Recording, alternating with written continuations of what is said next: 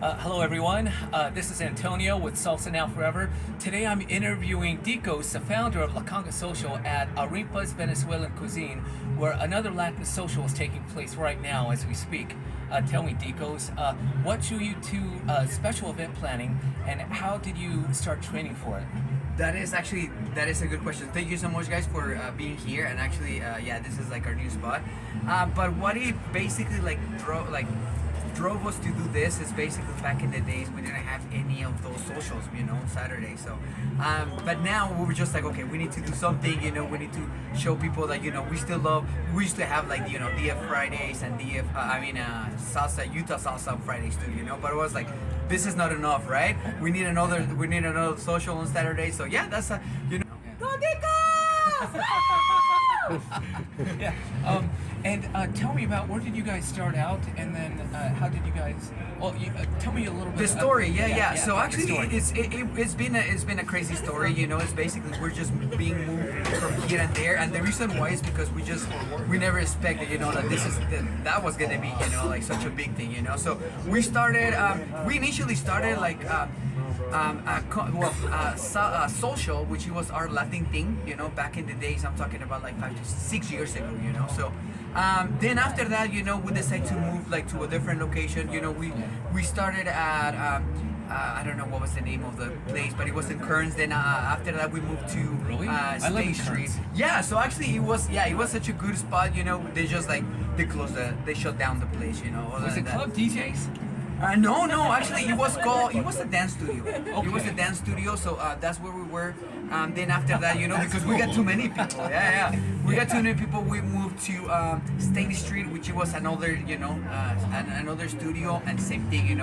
We needed like a bigger space, and then we moved to. What is it called? Millennium Studio? No, actually before that we moved to Trolde Square, which was a Duvin tour. Yeah. It used to be a gallery, but now same thing, Gallery closes, and then we have to move to another place. So That is so here we cool. are. Yeah. Man. Okay, next question. Oh yeah, tell me a little bit about. You grew up in the same city in Mexico as Eduardo, and he told me that like in the city that you guys grew up in, cumbia was like really popular. What city was that in Mexico? So actually, you're right. Mexico City is very well known for the cumbia, salsa. Like we are super cumbiamberos. This is we got it on our blood. If you want to call it that way. But yeah, cumbia is like a main thing, like a regular thing every single day. In Mexico City, they got sonideros, which basically like that's I remember, listen since I was a kid. Listen sonideros like my whole life. Yeah. So Man, yeah, that's cumbia is a big thing for us. So. Question number 3: Who are your biggest influences in Latin music? Well, that is tough. You know what? I think the biggest influencers, like in my life, I will say just like everybody, people that really are in love with music. That they're like they got a passion for it. I would say like as a dancer for me, like I would love to dance like Joandy, like Jojo Flo. He's my biggest my biggest stars. Pablito, Ansu Latina. There's like many. There's like definitely a lot. I wish if I can have like a little bit of some, from some of them. That way it could be better.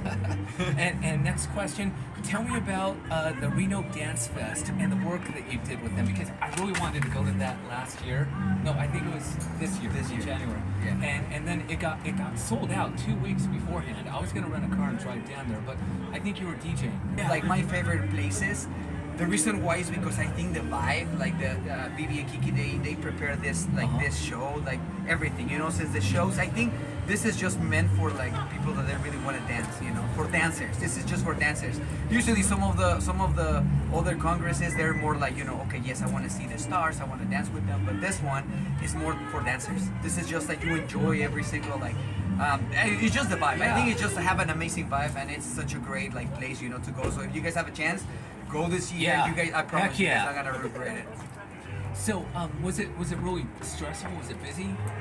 And what kind of like classes were they teaching down there? Just pretty much anything you could find in Latin dancing, right? That is correct. Actually, they go from even they do heels for ladies. They got salsa bachata. They got like reggaeton. They got Afro Cuban. So they have like they have an amazing show. Like they make sure that the organizers, they make sure that everybody has a little bit of What about Cuban salsa? Do they Cuban teach- salsa, they do actually. There's Jorge and Andira. Oh my God, they're like want- the best. I wanna learn that. You know, Cuban like, salsa, and you man. know what? One of the greatest thing this year that they were trying to do at Reno is that they were trying to start with timba, salsa timba, casino rueda. You know, Oh, so casino.